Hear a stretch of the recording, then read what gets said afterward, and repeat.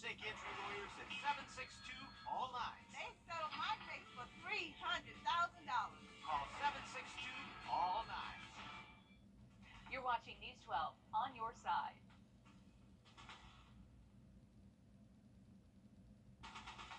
From the station that's on your side, this is News 12 First at 5. A massive backyard alligator problem in North Augusta coming to an end this afternoon. The takedown caught on camera coming up next.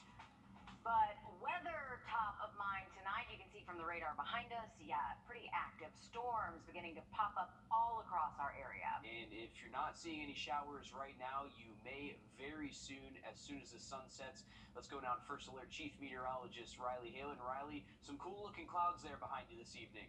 Absolutely, some very heavy rain in the shot here from our Aiken County weather stem camera, and this is actually a storm that is rolling towards downtown Aiken, so get ready there in central Aiken County. You got some heavy rain, most likely a few strikes of lightning, possibly some gusty winds. Luckily, we haven't seen anything turn severe for us just yet today, but an awesome picture there from our tower cam in Aiken County. Here's a look at our First Alert radar network showing that there are storms around the region.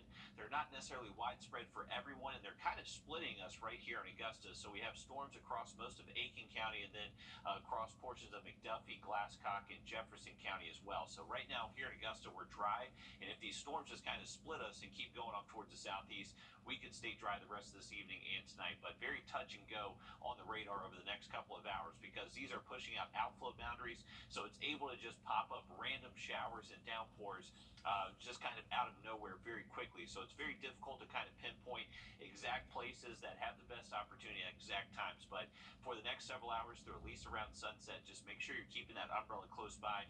There is some heavy rain, a lot of lightning with some of these storms, so that's the main hazards we're looking at. By the time we get to around 10 o'clock later tonight, most of this rain should be coming to an end, and then we do enjoy a little bit cooler outlook for our Wednesday. Much more on that in just a bit, but let's get a quick update on your First Alert traffic. And now, First Alert traffic.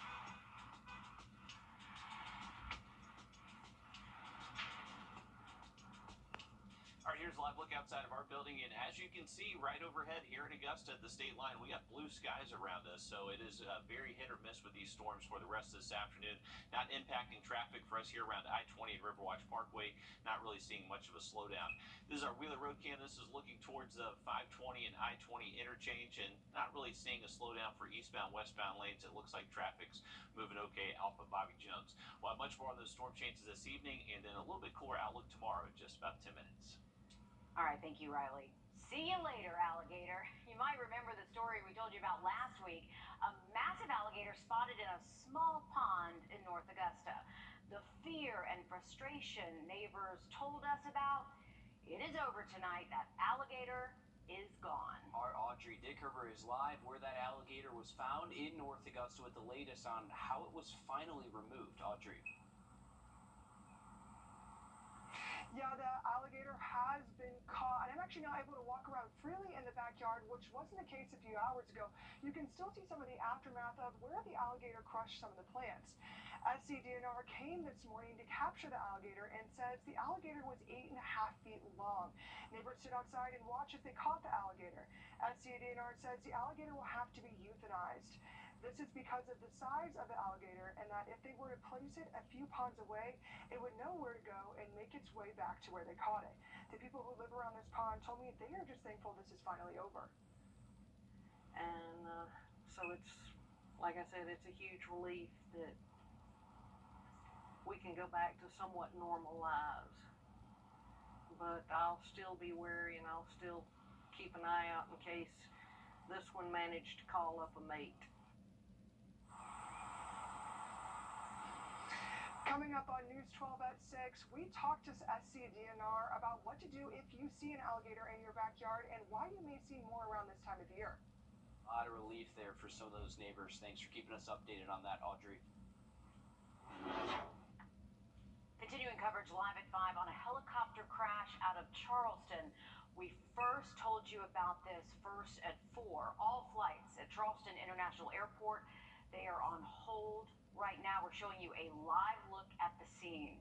We are still working to find out if anyone is hurt after that chopper went down at the airport. The Charleston County Sheriff's Office says it is one of their helicopters. The sheriff's office says the chopper crashed just in the last couple of hours, happening at 3:30 this afternoon. Now, if you have any family flying in or out of Charleston, be ready for delays. Of course, we'll bring you back here live as soon as we get an update on any potential injuries or if flights are picking back up. But again, we are following a helicopter crash in Charleston. Flights have stopped at the airport there. A judge deciding today the woman accused of killing a newly married wife in a DUI crash will not get bond. The bride was only married for a few hours before she and her husband were hit while riding in a golf cart in Folly Beach, South Carolina. Back in April, police say 25-year-old Jamie Komorowski also seriously injured the husband in that crash. They say she was speeding and her blood alcohol level was more than 3 times the legal limit. Today, the family of the bride killed asked the judge to deny Komorowski's bond. I don't get to see my daughter. I don't know why she can get out to see her family. Just don't understand how that works. I never get to see my daughter again. When she does get sentenced, after she does her time, she'll have the rest of her life with her family. Komorowski is facing 1 count of reckless homicide and 3 counts of felony DUI resulting in injury or death. The judge did rule that the state has until March of next year to try Komorowski, and if it takes longer, bond will be granted and she can go under house arrest. A potential mass shooting averted. Police in Memphis, Tennessee say a Jewish school's strict safety procedures likely saved lives. Police were able to arrest an armed suspect who tried and failed to get inside the school yesterday. Cannot thank the people from Hebrew Academy enough for their vigilance. Thankfully, that school had a great safety procedure and process in place and avoided anyone being harmed or injured at that scene. Police say after the gunman couldn't get inside, he fired several shots at the outside of the school before driving off. Police were able to track the suspect down and he was shot by police during his capture. He's currently in the hospital in critical condition. The motive is still unclear, but police say the suspect was a former student of the school. Law enforcement now has a new tool to crack down on those who peddle the poison of a dangerous drug in South Carolina. A new state law is now in effect to criminalize fentanyl trafficking, and it toughens up the penalties for people who keep doing it. Our State House reporter Mary Green has the details. This new law took effect when the governor officially signed it in mid-June. And since then, multiple people across the state have already been charged with this new crime. I believe that this legislation serves as a deterrent to anyone who seeks to profit from this deadly drug. We must do everything we can to reduce supply and save lives. People convicted of trafficking fentanyl now face at least 7 years in prison and up to 40 years behind bars, depending on the amount of fentanyl they had and if they've been convicted of doing it before. The new law also prohibits people convicted of serious drug crimes from owning guns. Loved ones of South Carolinians who died from fentanyl joined law enforcement and lawmakers Tuesday in Columbia as Governor Henry McMaster marked the enforcement of the new legislation. Dozens of them had testified before legislators and rallied outside the State House this year, urging South Carolina's leaders to do more to crack down on the drug that took their children. It's bittersweet, you know, I mean, it doesn't bring our children back, but maybe we can save the next generation or the next family from having the heartache that we deal with on a daily basis. Another bill to create a charge of drug-induced homicide in South Carolina passed the state Senate earlier this year and now sits in a House of Representatives committee. Those moms say they will be back here at the State House next year, testifying in support of that legislation and calling on the General Assembly to get it to the governor's desk as well. Reporting from the State House, I'm Mary Green. Solicitors also say that they'll be working with the legislature to try and enact meaningful reforms for drug court to encourage more people to embrace recovery and rehabilitation. Tense moments in Myrtle Beach after a small banner plane crashes into the water just off the coast. This happened yesterday. Witnesses say the plane experienced some kind of issue and then quickly aimed towards the water. People on the beach rushing in to save the pilot, who was conscious and alert. They said that he was concerned about people in the surf and on the shore, that he was trying to avoid to make sure that no one else was involved. Nobody on the beach was hurt. Authorities say the pilot's quick thinking might have saved lives. The pilot was hospitalized with non-life-threatening injuries. The FAA and the NTSB are investigating. Well, Charleston, South Carolina, or Charleston, West Virginia? Just ahead, a comedic travel mix-up turns into lifelong memories for one sports team. Riley? Well, we are looking at some thunderstorms this afternoon on our First Alert Radar Network, and storm chances will be with us most days the rest of the week. We'll have that full forecast coming up. Diamond Foundation is a healthy home. Rely on the experts. Rely on Ramjack Foundation Repair. All right, welcome back. Taking a live look outside of our beach island camera, and off in the distance there, Riley, you can see some of that rain cooling us off. Hopefully, we need it. Absolutely, definitely helping cool off downtown Aiken right now. That's right where that storm is on top of, producing rain rates over an inch per hour, so probably some flooded or some water accumulating on some roadways there around downtown Aiken. Here's a little bit different vantage point from North Augusta. So this is at SRP Park, and the Green Jackets do have a game tonight that starts at 7:05. We have the Fireflies taking some BP on the field down there, but you can see the dark skies in the horizon. Luckily, the rain is hitting right now in Aiken County, so by game time, by 7, 8 o'clock, should be out of here, and we do look dry during game time, so good news for that. 90 degrees right now around Augusta. Feel like temperatures up to 95, so luckily not really hitting 100 on the heat index for us here in town, but there are a few spots a little bit warmer. Here's a look at Radar Network. So once again, around downtown Aiken, pretty heavy rain there. A few strikes of lightning too, so if you are hearing thunder around, just make sure you're staying inside. That rain does continue all the way down Jefferson Davis Highway towards areas around Belvedere, Clearwater, and even North Augusta. You may be able to see a few raindrops. Now, a little bit further west on the Georgia side of the river, we got good rain across Deering, southern McDuffie County through Glasscock County, and all the way towards Sandersville. So right now, it's kind of splitting the gap for us here in Augusta, but we are going to keep these rain chances around the entire region, at least to around 9, 10 o'clock tonight. But if you're seeing rain right now, your rain chances go down for the rest of tonight. So these are gradually just sink towards the south and east as we head towards midnight.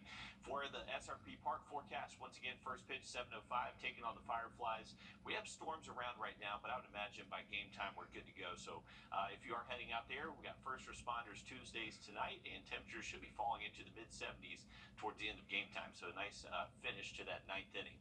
Here's a look at our hour-by-hour forecast. So what's expected? So once again, around 8, 9, 10 o'clock, most of these storms are coming to an end. And then for our Wednesday, actually shaping up to be a pretty decent day. We'll wake up in the upper 60s in a few spots, and then afternoon highs look to stay below average for most locations, upper 80s to low 90s.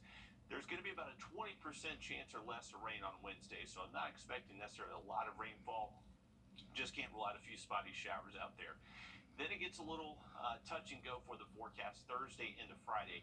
This particular model does keep rain chances in play Thursday morning. Our other model here keeps us pretty dry through most of Thursday morning and doesn't really bring in the rain until Thursday afternoon.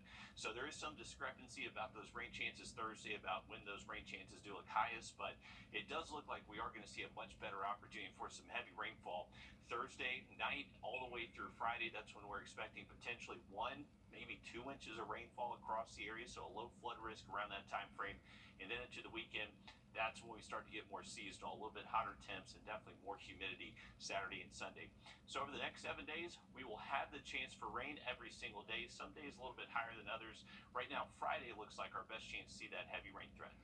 All right, thank you, Riley. An Argentinian team getting the trip of a life. Landing and then hearing that you're just not in the right place. Oh. That's not fun. Really sweet that someone stepped up to the plate. But what's really funny, though, we're used to that.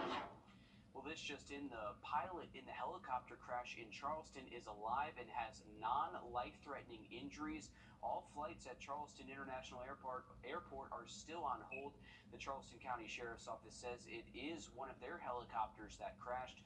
No word yet on what the cause of that crash is. bringing joy to a senior living community and teaching theater at the same time. Just ahead, how one young woman is sharing her love for acting with her community. First alert.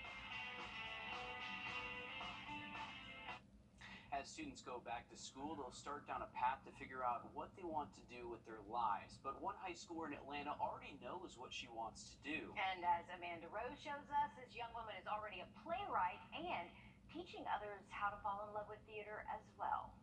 Ahoy there, the name's Captain Cutlass. Her story of a pirate and parrot took center stage Monday, a gift to this Cobb County senior living community. It's about being shipwrecked on a magical island with nymphs, knights, and royalty. And it's from young Mai Idashita's creative mind.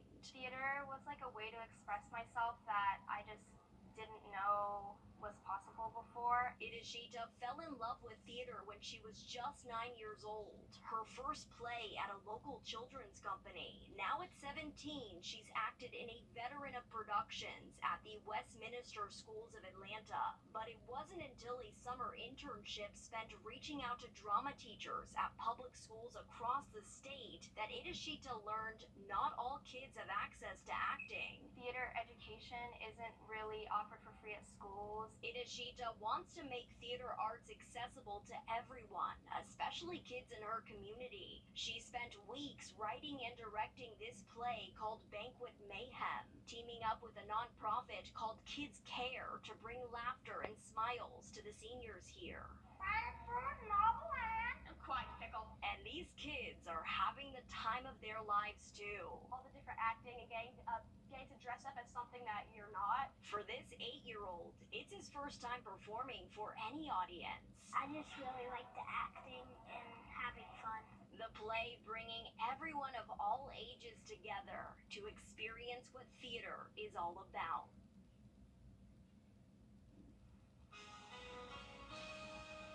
All right, well, it is Tuesday, so we have our next winner for the Plunkett Heating and Air Sunshade giveaway. Congratulations to Kathy Roberts from North Augusta, South Carolina. To get your own sunshade, just go to wrdw.com, click on contest, and you can enter your email right there. We are looking at a storm getting close to North Augusta. We'll have a look at that radar for you just after the break. Credit-needed financing and delivery right to your front door. For the top brands at the lowest prices, visit Davis Appliance and Furniture. Voting is over and the results are in.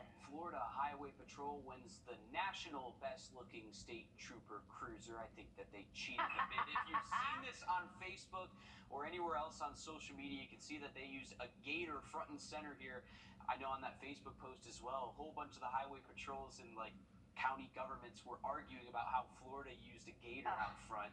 But this, after 2 weeks of public voting here, where more than 1 million people across the U.S. voted on which state's cruiser looks the best. Again, Florida winning here. The top 12 contestants get to appear on the 2024 America's Best Looking Cruisers wall calendar. Florida's cruiser will be on the cover after getting 181,000 votes. And Georgia's cruiser making it to 7th place with more than 57,000 votes. South Carolina's cruiser just barely missing the cut at 15th place with just under 16,000 votes. And I may be biased here, but I think GSP looks the best. I'm a big fan of their blue cruisers with the orange. I think it looks pretty good. I like it too. Big fan. But see, I think the gator would take away from me voting. So there were a whole bunch of organizations that were trying to ask Florida for that gator for next year. So now it's just making its rounds. I don't know, Riley. I would think it would hurt Florida, but I guess it ended up helping them. I guess they got a lot of Gator fans out there that helped bring those cruisers to the top spot. But all of them look pretty cool. I'm glad we made at least the top 25 for our area around here. Hey, we're looking at a few storms from our tower cams. This is actually a storm moving across Aiken County, so keep an eye to the sky if you're going to be out and about this evening. We do have continued storm chances moving forward this week, but luckily temperatures staying a little bit below average. Stick with us. We're going to have much more on Live at 5 just after the break. On air and online, News